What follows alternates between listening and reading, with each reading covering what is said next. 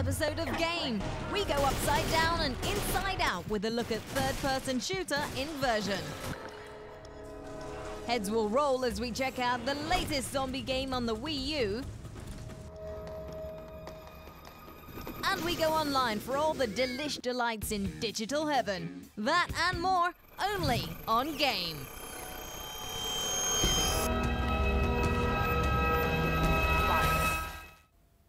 Hey guys, welcome to Game. It's Kelly here, your new princess. We're back from LA, and as we promised last week, there is plenty of hot goss fresh from the E3 press still to power through, so I hope you're ready. What better way to get the ball rolling than to give you the lowdown on what's rocking the digital realm this week? It's the headlines.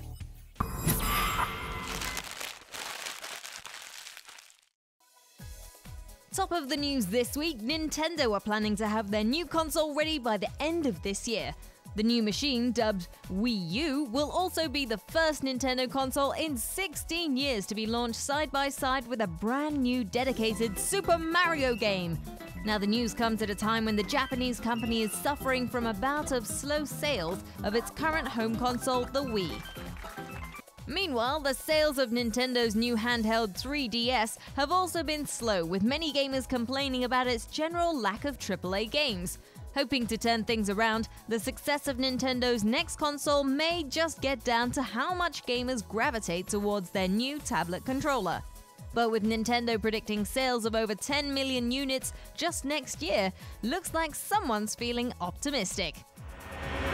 Also new in the digital space, looking to get your kid into reading? Well then take him to a library. But if you've got a little one with a bit more ADHD than your average tyke, you may just want to sit him down with one of these. Wonderbook is an all-new virtual storybook which uses augmented reality to turn your living room into an adventure where you are at the heart of the action. Set to launch with a title called The Book of Spells, written in collaboration with famous author J.K. Rowling, the Wonderbook allows kids to act out their favorite Harry Potter moment, learning spells as they use their magic wand to navigate the castle. Looks like just the thing if your kids are bored with their usual books, so long as you don't mind splashing a few $100 to get them interested. Kids these days. And finally, if you're one of the 50 million who've gotten the new Angry Birds game on their mobile phones, congratulations! You've just broken a record, and in doing so made the guys at Rovio very, very happy. Angry Birds Space has just entered the books as the fastest growing mobile game of all time. 50 million in less than 36 hours. Showing that a clever reskin of an already existing concept is worth so much more than an original idea. Looks like gamers just can't get enough of pissed off flying fowl. Who'd have thunk it? Now that we've had our fill from the gaming grapevine, time to skip on over to a review by our resident game guru, the Fraggot. Yep, this week he gets all topsy-turvy as he takes on Inversion. Dancing on the ceiling and then some. Let's hope he's taken his motion sickness pills.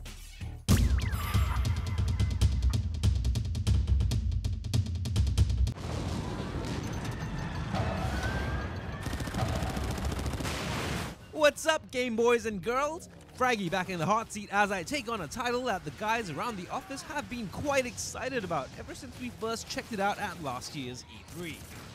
Get ready to mess with gravity as we spend some time with Inversion. Now when you think of gravity in a video game, most gamers remember the gravity gun from Valve's seminal Half-Life 2. The first game to pretty much introduce the world to physics-based weapons and just what they could add to the gameplay.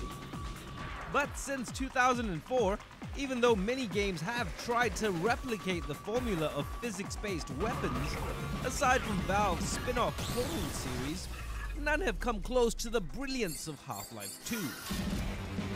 Enter Inversion. Now in this futuristic story, you play David Russell, a cop who's just trying to get a present to his daughter for her birthday. But much to your dismay, your gift-giving takes a back seat, disrupted by an invasion from an unknown enemy known as the Lutador. Basically a bunch of street thugs causing chaos wherever they go. Makes sense? Well, no. That's what I thought as well. Now, as far as the gameplay goes, Inversion is basically Gears of War with slightly less bulky heroes. Now, I'm not usually one to resign a game as a straight-out clone, but while some game developers go out of their way to innovate, Inversion makes no qualms about straight-out stealing. Almost everything from how the characters move to the guns all scream Gears of War. I mean, even the first weapon you get is a straight-out carbon copy of the Retro Lancer from Gears. Guys, I know imitation is flattery, but come on! All this wouldn't be so bad if the execution was on par with Epic's offering, but here's another spot where Inversion fails. You see, the main gimmick, like I said before, is its use of gravity in the gameplay. Aside from your main arsenal of copycat weapons, you're also given a gun called the Grav Link. Try using your Grav Link to clear the path.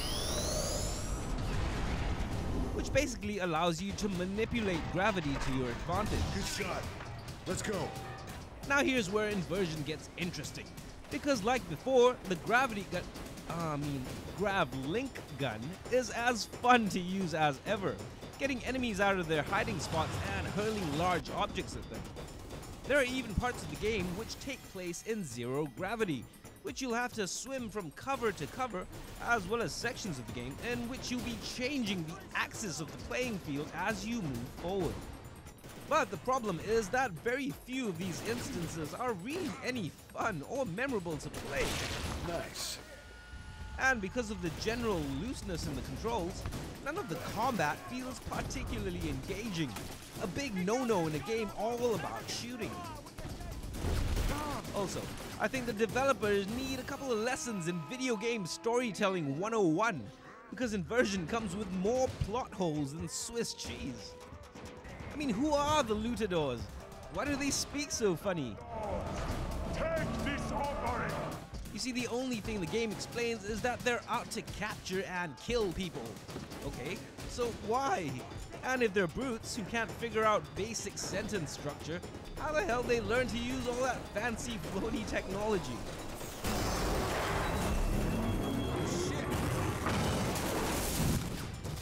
In the end though, Inversion seems to me like an extremely wasted effort, because I mean so much for a title that's designed for the bargain bin.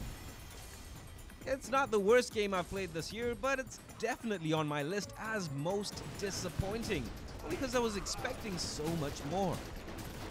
Cue in some extremely repetitive boss battles, a host of graphical oddities like spotty frame rates and low texture resolutions, and a multiplayer mode which only works when it feels like it, and it's easy to see why I recommend you give this one a miss. Let's not hang around to find out. We're leaving.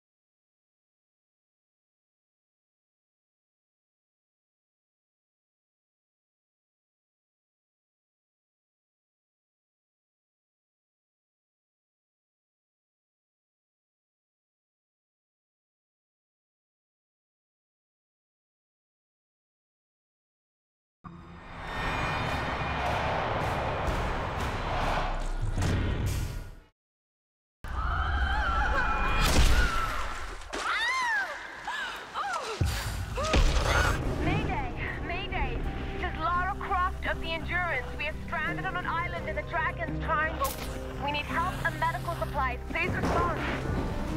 Welcome back to Game. This is a look at the cinematic trailer from Crystal Dynamics' 5th title in the Tomb Raider franchise. Sorry. Lara! Roth! Please come and get me. Easy, easy. We're regrouping at my location. Get the hell off me! But some of the others wanted to go further inland. After that, I never saw any of them again. Lara, you're alive! Hey! Let go! Waited so long.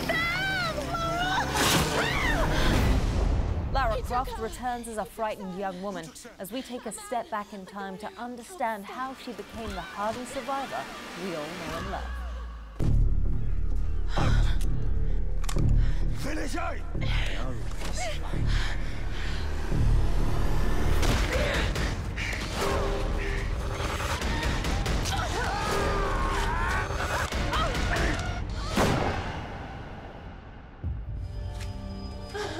You can do it, Laura.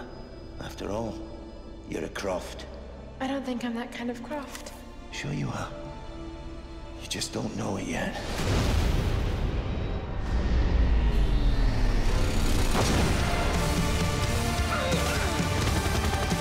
Kill them all!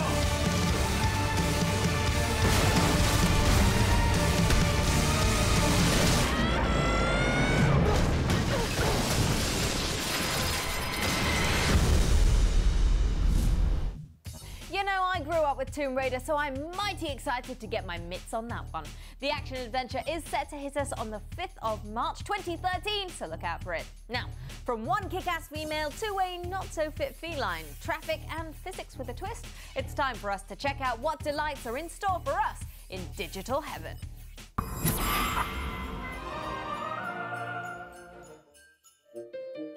First up in our weekly look at the top time wasters on the internet, a return of one of our favorites. This is Hannah in a Chopper 2. The sequel to, well, you guessed it. Coming to you from upstart indie game designer Chris Underwood, the second in this line of aerial acrobatics plays a lot like its older sibling. Now the aim here is to basically help Hannah by completing simple tasks with the help of some rather fantastic flying machines. Now, you're gonna need your wits about you, because while the earlier levels may be a walk in the park, some of the ones down the line are pretty tricky to navigate. With more of the same well-thought-out caverns to go exploring in, and a great sense of style in the artwork. If you're in the mood for some puzzle action with a bit of a lift, Hannah and her heli are open for business once again. Check it out at the link below. Next up, if you've ever been stuck in traffic, you probably know just how frustrating it can get. Well, if you can't beat them, why not make a game out of it? Cube is the brainchild of Google and a company called Be Real, who basically got together to make a game all about making your way through a city in the shortest amount of time possible. Now, just like your traffic lights, green roads mean the going's good, and red roads are basically honking nightmares. Keep an eye out for traffic and carefully choose roads with less congestion. Mess up, and just like in real life, you'll be stuck in traffic for a long time.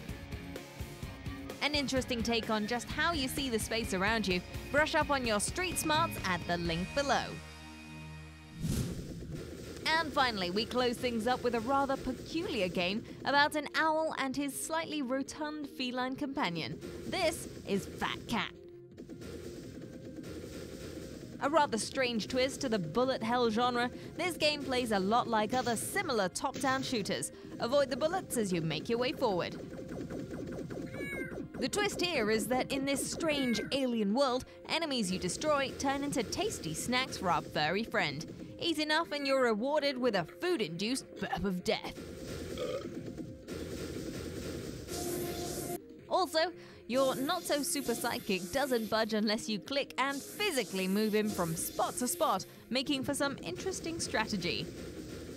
Tons of fun and a great way to kill an hour or so. If you can think of even more ways to skin a cat, the adventures of Garfield's even lazier cousin are available at the link below. Curiosity may kill the cat, but it's always best to let sleeping dogs lie, especially if you're going inside.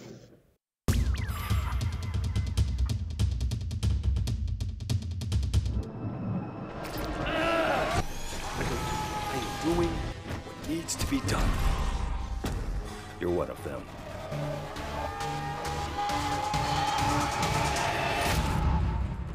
Sleeping Dogs, it's an open world game set in Hong Kong where you play as Wei Shen and you're an undercover police officer who's been tasked with taking down the Triads and eventually the Dragon Head, the head of the Triads. So what we've tried to do with the game is take all the best elements of an open world game, so that the freedom to go and play and explore wherever you want, but really make all the moments in it really exciting. So the hand-to-hand martial arts combat, you get surrounded by 20 enemies, and we want you to feel like an action hero star, so that you're able to fight each of them off and then use objects in the environment to basically take them out. So ice chippers, car doors, there's a variety of different things that you can use in the world to take out your enemies. One of the things I really liked was the slow motion sliding mechanic. Could you talk a bit about that? Sure. So we call that our vault shoot, and basically the character is able to free run or parkour in the world, and he's able to run, climb up things, jump over.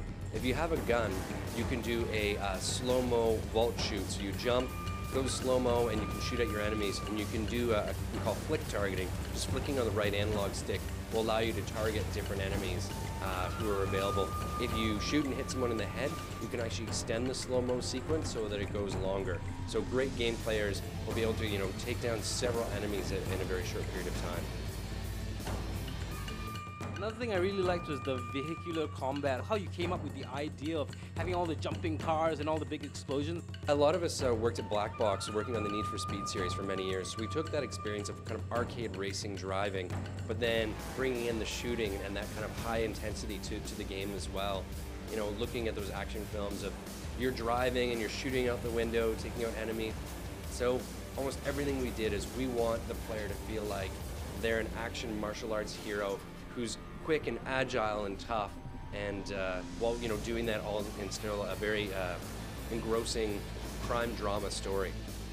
A lot of open world games aren't exactly that engaging when it comes to all the separate elements that are involved in making an open world game. Something that you guys are trying to correct? Yeah, we felt that we love open world games that you can kind of explore. In this case, Hong Kong, and you can really experience. A lot of the people speak Cantonese in the world. We've got elements that are definitely very common in Asia: the cockfighting, the illegal gambling dens, poker, mahjong, as well, of course, karaoke. And combining all those elements, but we still felt like often the mission design sometimes in open world games left something to be desired, or the hand-to-hand combat, the shooting, and that's really where we emphasize and spend a lot of our time, so that the moment-to-moment gameplay was really exciting, and you want to keep playing the game, not just to cause havoc in the city, but that the missions are exciting and they tell a great story. We didn't want to be a parody of the city or of the story. We wanted to be very gritty, very tough story, really putting the player in the shoes of an undercover police officer and the risks they put themselves in. So we worked with an all-star cast. The story itself, it's quite serious, and we wanted to convey that to the player, and so they always understand that they could be at risk at any moment.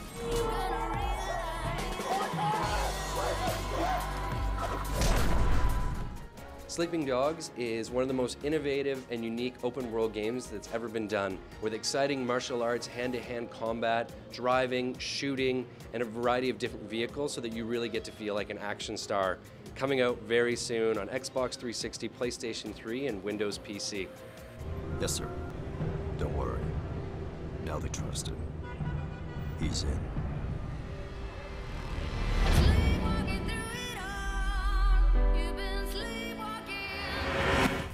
That one should finally hit home in August this year, and about time too.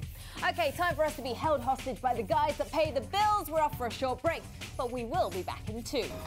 With a big bang, games that will rock your existence in the near future. And a closer look at a game that was awarded Best FPS Game of E3 2012. Stick around to find out more, only on Game.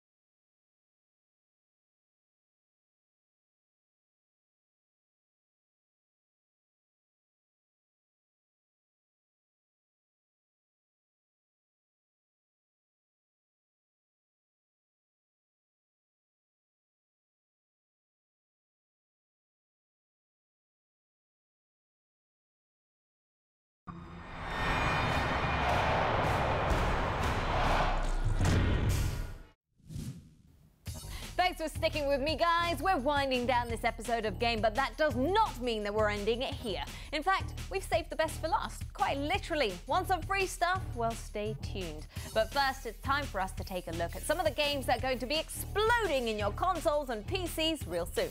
It's the Big Bang.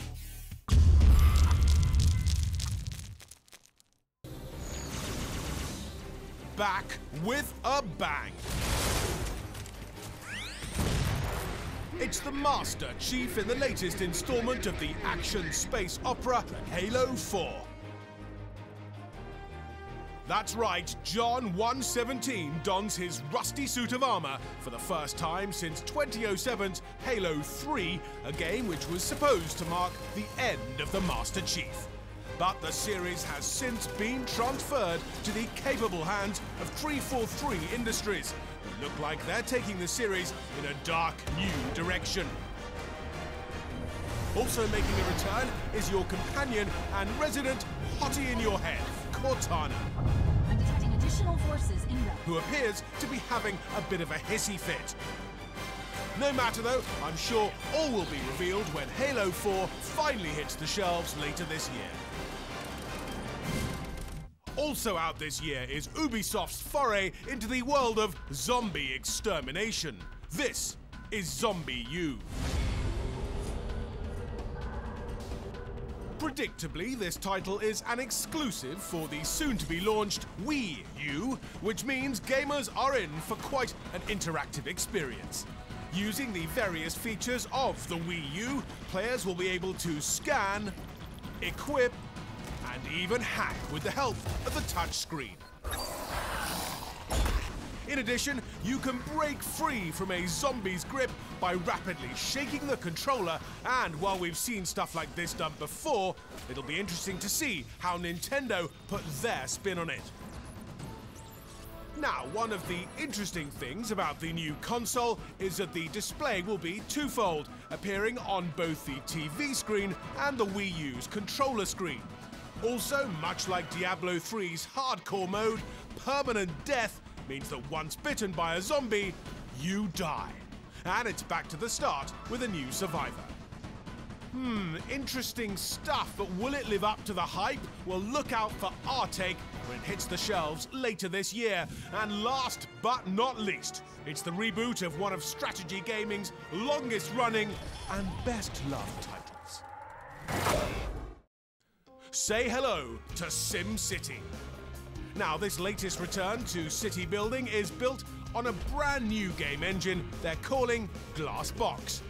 And what this brings to the table are all new visual niceties such as real-time traffic, an in-game economy with its own set of troubles, and even things like pollution, which you'll have to manage.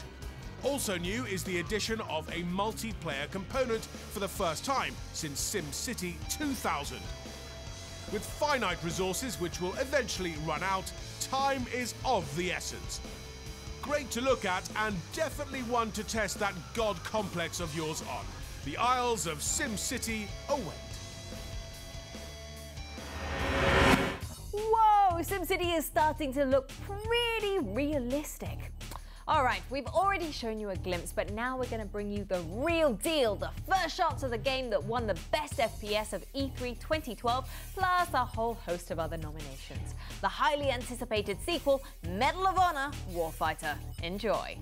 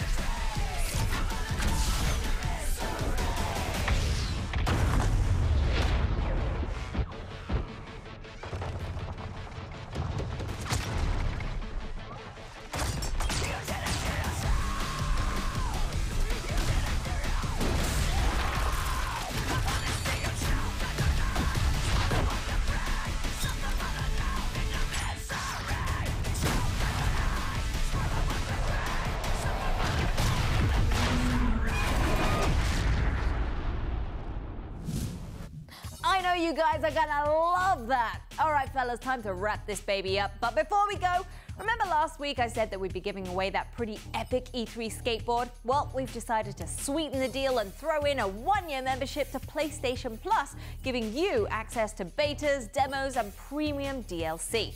Same deal, guys. Just write a caption on this photo on facebook.com/ESSGame and get your friends and familia to like it. The one with the most likes wins. Simple. Facebook is also where you can get talking to us, or even on twitter.com/ESSGame. And to catch up on previous episodes, you can check out our website at espnstar.com/game. Well, that's all we've got for this episode. Make sure you get captioning, and we'll see you next week. Bye-bye.